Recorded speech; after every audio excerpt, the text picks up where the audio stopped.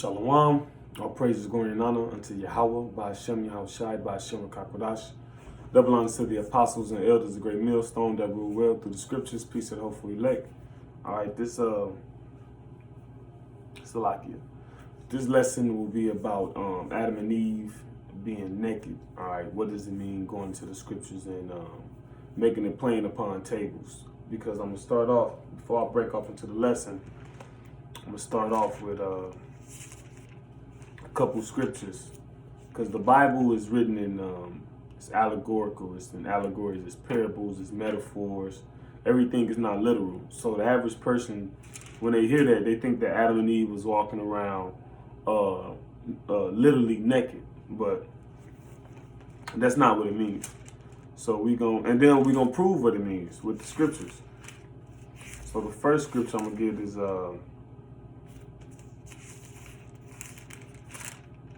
this is Psalm 78, and starting at verse 1. It says, "Give ear, O my people, to my law. Incline your ears to the words of my mouth. I will open my mouth in a parable. I will utter dark sayings of old." All right. So that is a dark saying of old. And a dark saying is basically, when you look it up, it says it's something that's enigmatic. All right, meaning that it's not plain when you first hear it. It's a dark saying, not easily to be understood. All right, I'm gonna get just to shed some light on that, because you gotta break down what you gotta see when there's certain things that people believe about the scriptures. It's a lot of things it's a lot of background, like sub things that people believe, like like Adam and Eve being naked. Well, the people think that's literal, and then people's logic will say, well, that was a long time ago. They were the first people, so of course that they were naked. People were very primitive back then. Of course, people didn't have clothes, because that's way back in the day. People weren't smart. That's people will have like preconceived notions already to reinforce what's the belief that's already put out there. So you got to break that down, and then give them what it's really saying. So let me see, Proverbs 1. Let me see, Proverbs 1 and 6, I believe. Yeah, this is Proverbs 1 and 6. It says, "To understand a proverb and the interpretation, the words of the wise and their dark sayings." All right, and the dark saying, like we went into earlier, it can be a riddle. When you look up that definition in the Hebrew, it's a riddle, a puzzle, or a parable. So we're gonna put the pieces to the puzzle together. All right. Last one before we jump off into it, Numbers. The book of Numbers, chapter 12, verse 6.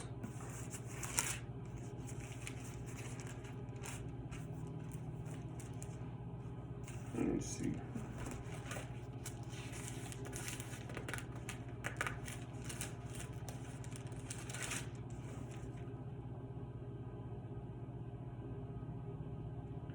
Numbers 12 and 6, it says, "And he said," this is the Lord speaking, "Hear now my words, if there be a prophet among you, I the Lord Yahweh, will make myself known unto him in a vision, and will speak unto him in a dream. My servant Moses is not so, who is faithful in all mine house. With him will I speak mouth to mouth, even apparently, and not in dark speeches. And the similitude of the Lord shall he behold. Wherefore then were ye not afraid to speak against my servant Moses?" So the Lord said he will speak to Moses apparently, meaning directly, and not in dark sentences. So the Lord just said right there two things. We said many things, but two things I'm going to point out. He said he going to speak to Moses directly, and he said he not going to speak to Moses in dark sentences, which means that he does speak in dark sentences, just not unto Moses. Moses was on a higher level and dealing with the Lord. All right, he said he dealing with Moses. He dealing with Moses directly, All right, apparently, like when he speaks to Moses, okay, look, 1 + 1 is 2, and 2 + 2 is 4, and it's gonna be like it's like direct, no room for But now let's jump off into the lesson. All right, so let's take it to Genesis chapter 3, verse 6.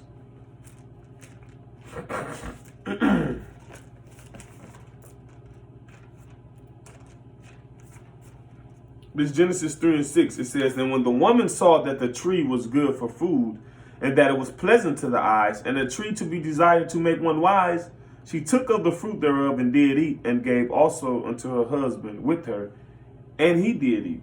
All right? So let's jump to Proverbs 4 and 17. What was the fruit? See, the fruit wasn't literal either. All right? When you read the book of Genesis, the first chapter, the Lord said, "I have given you for meat every tree bearing seed." All right? Every tree, herb, bearing seed within itself. Matter of fact, let's get that real quick. Genesis. So that would be contradictory. All right? It says Genesis 1 and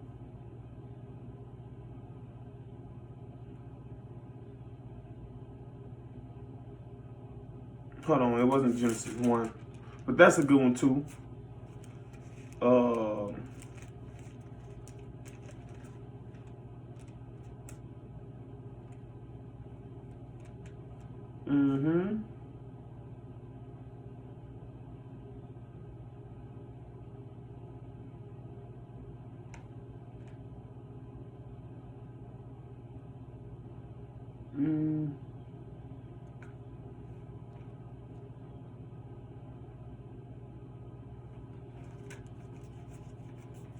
Matter of fact, I'll read the Genesis 1. Okay.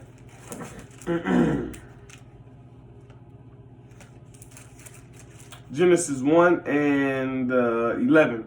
It says, "And the Most High said, Let the earth bring forth grass, the herb yielding seed, and the fruit tree yielding fruit after his kind, whose seed is in itself upon the earth.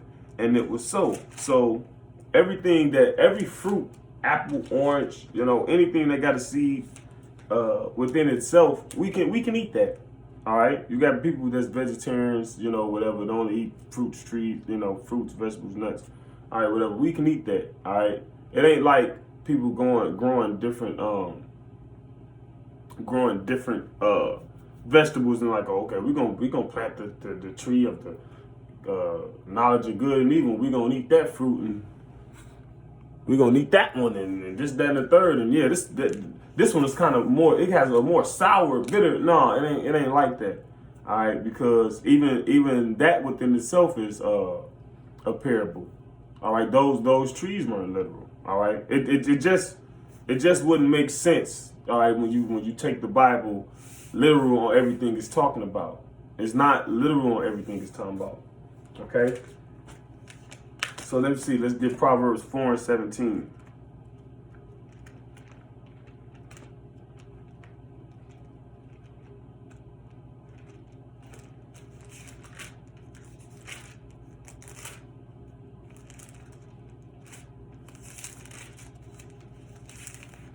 Okay, Proverbs 4 and 17, it says, For they eat the bread of wickedness and drink the wine of violence. Now, is bread wicked? Is wine violence? But it's parabolic, all right? Because when you eat something, you consume it, it becomes a part of you, all right? And if you got a certain ideology about something, that's a part of you, and you will live according to that ideology, all right? That's why the scriptures also says it speaks about wisdom as food too, the bread of understanding, all right? It's just parabolic parables, all right? Let's get Hosea 10 and Hosea 10 and 13.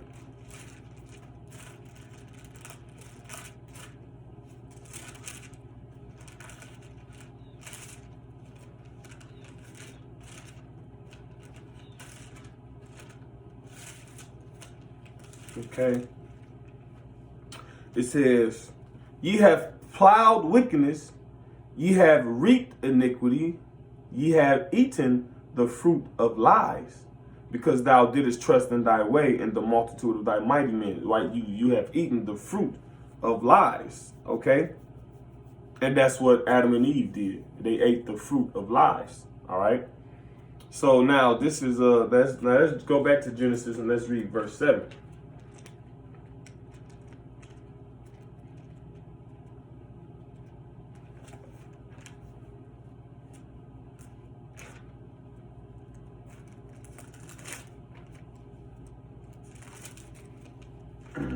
Genesis chapter 3, verse 7. It says, and the eyes of them both were opened, and they knew that they were naked.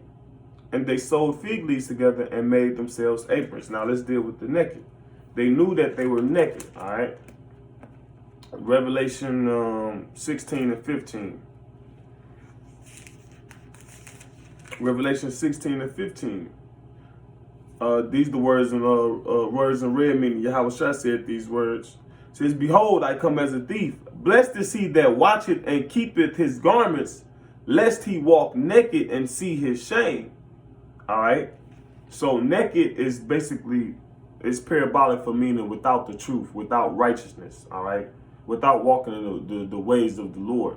All right. Because that's the only way that you can potentially be saved. All right. You got the saying WWJD, what would Jesus do? And that's not his name. His name is Yahweh Shai. All right. But basically, you follow him. You do what he said do. I was thinking of trying to quote the scripture. Even Paul said, follow me as I follow Mashiach, you know.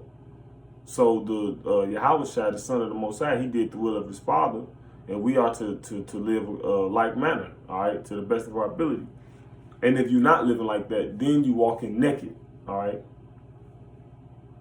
Because it's very that's parabolic for shame. Like when you naked, to be naked and everybody else around you got clothes, that's a very shameful feeling. You will feel you put on the spot. All right, it's something wrong with you. You know, you different from everybody in a negative way. But all right, let's jump to Job 29 and 14.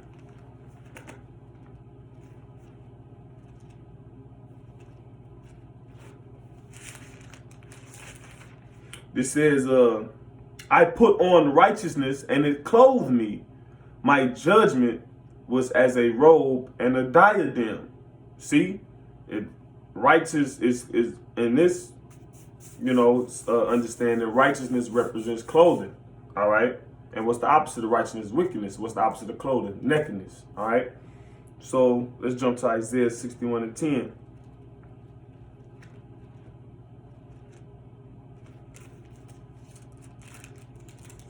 It says, I will greatly rejoice in the Lord Yahweh. My soul shall be joyful in my God. For he hath clothed me with the garments of salvation. He hath covered me with the robe of righteousness, as a bridegroom decketh himself with ornaments, and as a bride adorneth herself with her jewels. All right. No, I got another one with the naked, with the shame. Salakia, I missed one scripture. You know how you do the lesson, you write the scriptures in order. But let me grab this real quick. Matter of fact, yeah. Let me grab this real quick. This is Exodus. Yeah, I wanted to bring this out before. I want to bring this out after Revelation, but that's okay. This is Exodus 32 and 25. It says, and when Moses saw that the people were naked, for Aaron had made them naked unto their shame among their enemies. So let's read up some. What happened? Because it says Aaron made them naked unto their enemies. How did Aaron do that? Okay.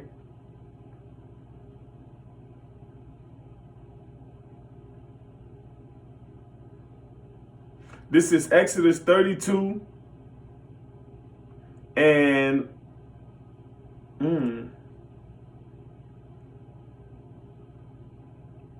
at the top. And when the people saw that Moses delayed to come down out of the mount, the people gathered themselves together unto Aaron, and said unto him, Up, make us gods, which shall go before us.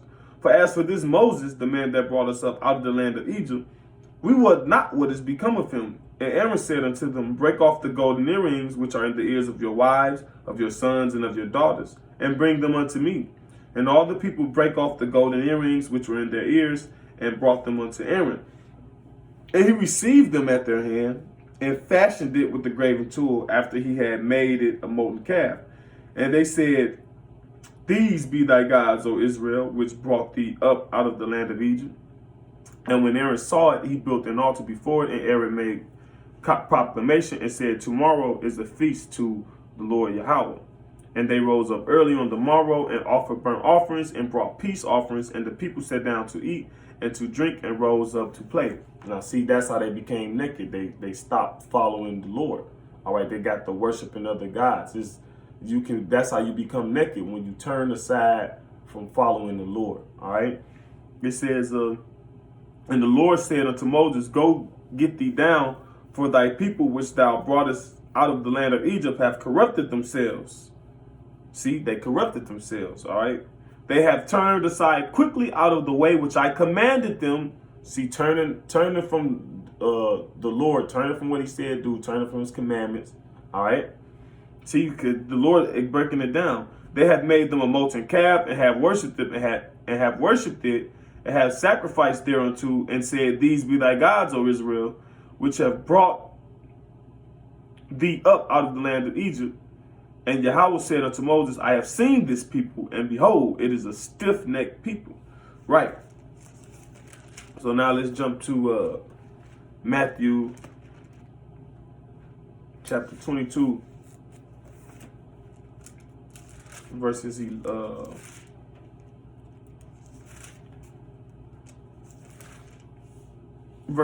and 12. It says, And when the king came in to see the guests, he saw there a man which had not on a wedding garment. And he said unto him, Friend, how camest thou in hither not having a wedding garment? And he was speechless. So the truth represents, the righteousness represents the clothing. So you can't come into this truth with, the wrong, without clothing. You got some people got the wrong type of clothing, like the book of Romans speaks about, going about to establish their own righteousness. And that's what happened when guys get to spewing false doctrine, things that don't add up with the scriptures. That's strange apparel. And we're gonna go into that scripture a little later. All right. So basically the wedding represents let me see. The Lord actually said it. The wedding represents the kingdom of heaven. All right. It says Matthew 22 and 1. And Yahweh shall answer and spake unto them again by parables, and said, The kingdom of heaven is like unto a certain king which made a marriage for his son. All right. So when the feast prepared, everybody at the wedding enjoying the festivities, is like he say, Friend, where is thy garment? All right. So you ain't gonna get into the kingdom of heaven, all right? If you ain't got no garment, meaning righteousness, all right? Not saying that you can follow the law perfectly, all right?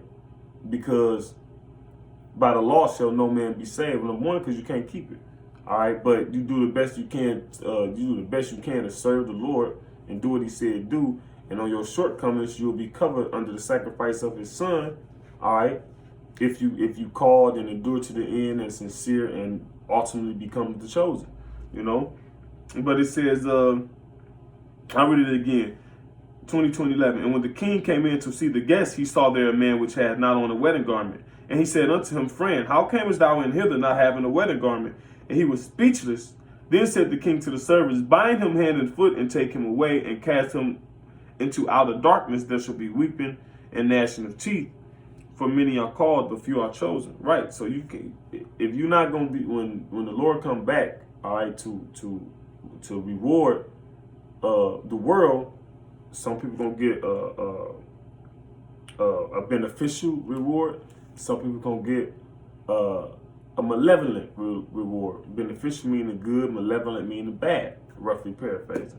All right, and it's going to be according to your works. All right, and those that don't have a garment, who don't have righteous, is not protected, they're going to get the weeping and gnashing teeth, the outer darkness, and vice versa for those who keep their garment. All right, because you can have it, all right, but you got to endure to the end, which means you're going to keep it. All right, so let's go back to Genesis 3 and 7 and deal with the second half.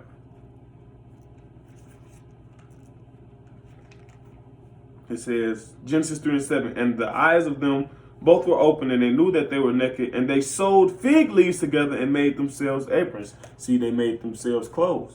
All right? They sewed. Now, that's parabolic. We was going into the clothes. We was going into, the garments and what it represents, But let's jump to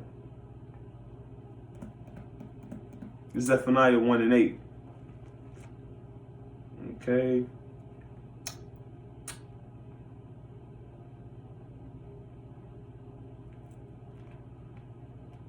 Okay, bam.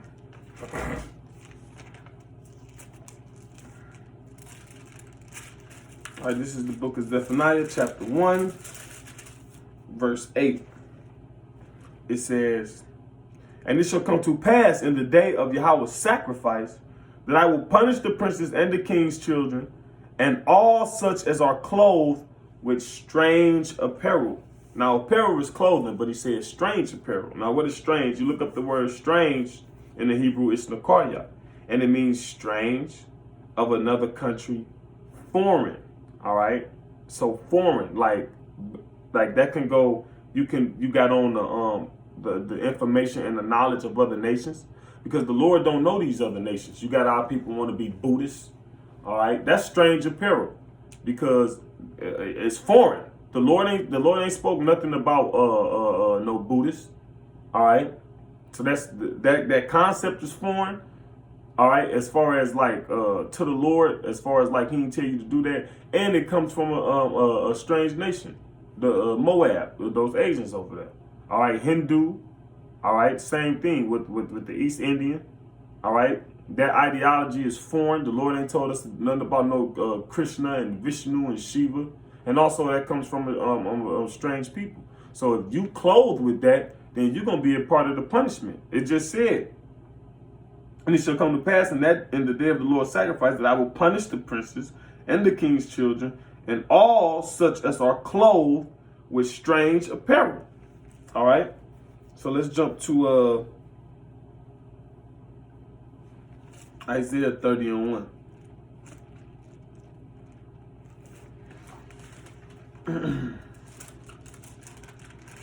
It says, woe to the rebellious children, said Yahweh, that take counsel, but not of me. All right.